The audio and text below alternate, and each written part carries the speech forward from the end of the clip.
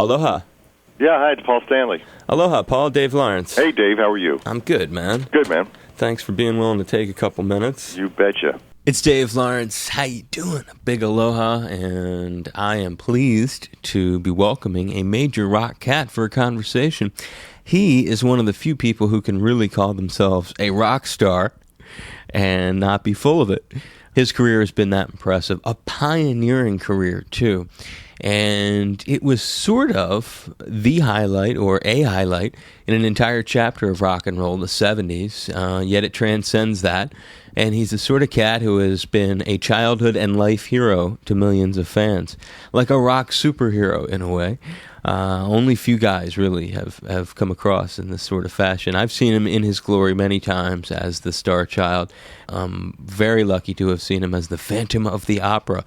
And to have spent some time with him as well over the years. But this is the first time ever as a guest in a recorded conversation. A fantastic opportunity to hear about the new solo CD, Live to Win, and his unique and colorful life. A huge thrill, an honor to welcome the legendary Kiss vocalist, guitarist, and songwriter, Paul Stanley.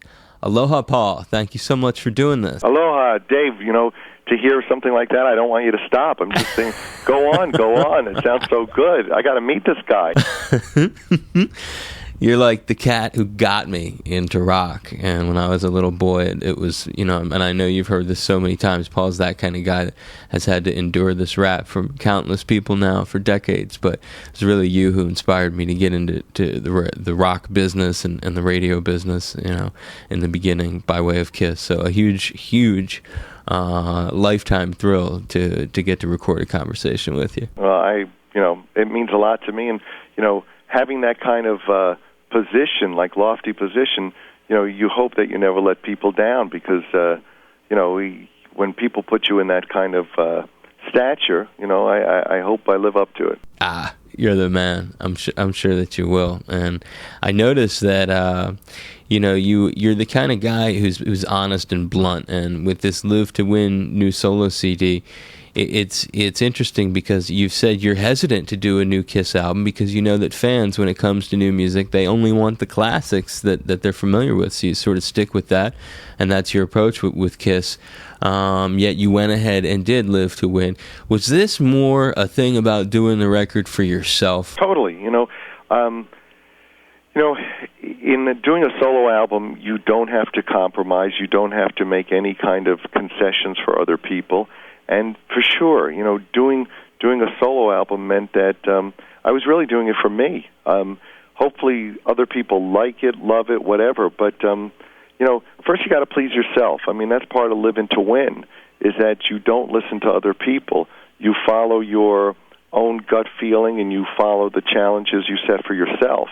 And that way, whether or not, you know, it succeeds or not, you win. Because I'd rather fail on my own terms than win on somebody else's. As much as I know that there are some people who say, do another Kiss album, the truth of it is, once you do that album, people will go, no doubt they'll go, well, that's a great song, play Love Gun. You know, and look, you know, the Stones do albums probably because they want to go out and tour and have a new album out. But, you know, I think they're well aware that, you know, people tolerate the new songs and wait to hear Brown Sugar. I don't know that I want to do that. I don't know that, you know, I want to bust my hump doing an album only to have people kind of like glance at it and, you know, want to hear something, you know, from the past. I understand it because, you know, the longer songs are around, the more value they have in terms of being a landmark or you know, a important part of your life. You know, you remember what you were doing the first time you heard Rock and Roll All Night, or you remember what you were doing when you heard, you know, Detroit Rock City. So it's got more importance in your life than a new song. But, hey, you know, for what it's worth, I thought Psycho Circus as a song was as good as anything I've ever written, and yet I can understand somebody going, well, that's great, play Detroit Rock City. And I was going to say, you have dabbled and experimented in the concept of trying to do a new record when you did Psycho Circus, and I thought that song, and the song achieved a lot. The song went to, it had chart success at that moment, and to me, it had the classic Kiss sound, and that's just a great example, and I think you're very wise. Not a lot of artists are willing to just say it like that and see what the fans... You're in touch, I guess, with the fans by seeing it that way. You know, that's not to say that I won't do another Kiss album, but if I did another Kiss album, it would have to really be on my terms. I don't want to compromise my vision of what the band could be at this point. So either we would do a Kiss album the way I would like to do it, or I'd just be happy not to do it, you know. If we're going to try to take a step forward musically, then I really want to do it my way. When you think about Live to Win, and this is your only, besides the Kiss solo albums of 78, right, this is it in terms of a solo effort. And as you went about doing it, I have to believe that the process that you went through in 78 came to mind, and that different memories came up of that. Can you sort of just... How were the projects different in terms of the solo effort then? Was it in any way more, did it feel at all, and I use this word carefully, contrived, because I love your solo record, and some of those songs on it are very special to me, and they always will be, your 1978 solo record. But can you kind of compare and contrast the two? Well, doing the first solo album was uncharted territory for me. I'd never been in a studio on my own, so it was kind of a journey to find out what I was or who I was out of the band context. And I kind of found out that it was very, very similar. It was funny because some people heard it and said, well, that sounds a lot like Kiss. And I kind of went, well, that's pretty much a compliment to me. You know, I guess well, thank you. So, you know, it was a learning experience. And going in and doing Live to Win, as much as I love that first album, I didn't want to try to emulate it or pick up where I left off. It's been a long time. Sure. So I wanted to do what felt right for me now, which is interesting because I'm already thinking about going back in the studio. And when I do, my feeling is probably that the next album is going to sound more like the first one. Was there a pressure involved to come up with that record at the time? I mean, totally, because you knew that all the guys in the band were going to do albums, and you didn't have any leeway in terms of when it was going to be finished. You know, there were deadlines to meet. But the interesting thing is being out on tour now and doing my solo tour kind of has reconnected me with the whole idea of, you know, just a lot of guitars. And I'm sure that when I go back in the studio, it's going to have a feel not unlike what's going on when we play live. Right, yeah. No, I'm sure that'll influence. It'll be sort of a progression, if you will, as a solo artist at a much different stage of your life where you can really just express yourself and do it in a way that, you know, you want to make a record, and regardless of how it's received, you're going to do a great record and then go out and support it. Yeah, I mean, it's so great because now there is no pressure. I like that. If the album sells 100 copies, you know, the rent's still paid. Yeah, I'm okay. Yeah, and that's what's neat, you know, about the Paul Stanley of now. And my good buddy Carmine Appice was on that first record, wasn't he? Yeah, he was. It was very funny because I originally was in New York doing what I thought were the demos for the album, and my plan was to come out to L.A. after that and cut the album, and Carmine was going to be on the whole album. And it was just funny because when I listened back to what I had done in New York, I said, gee, I don't want to re-record this. So Carmine's on, I think, 2 or 3 songs. Right, yeah. I knew he was on several of them, not the whole thing. But I have 2 great Paul Stanley moments, and I want to see if you can recall one of them, because you meet a million people, but I met you in the company of mutual friends who were pretty important guys. It was July of 1996, and it was at the Fleet Center. I used to work at BCN for a long, long time. And I was with Tim Collins and Mark Perreno. Oh, wow, yep.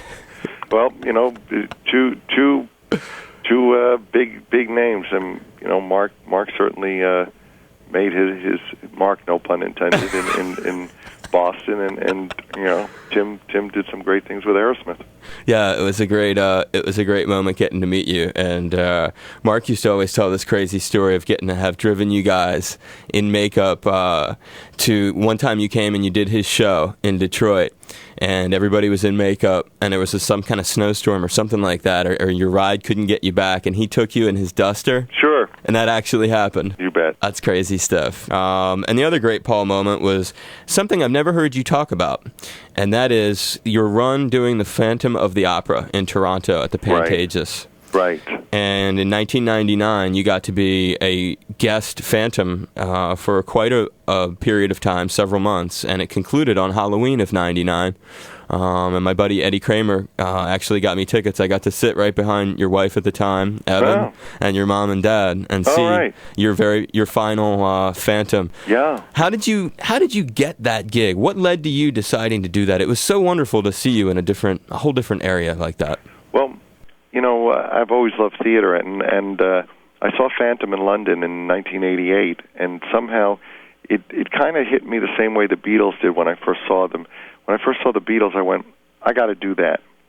And when I saw Phantom, it just literally on a moment during the show, I just went, I got to do this. And lo and behold, about 10 years later, my agents got a call whether I was interested in auditioning to do Phantom. And I said, sure.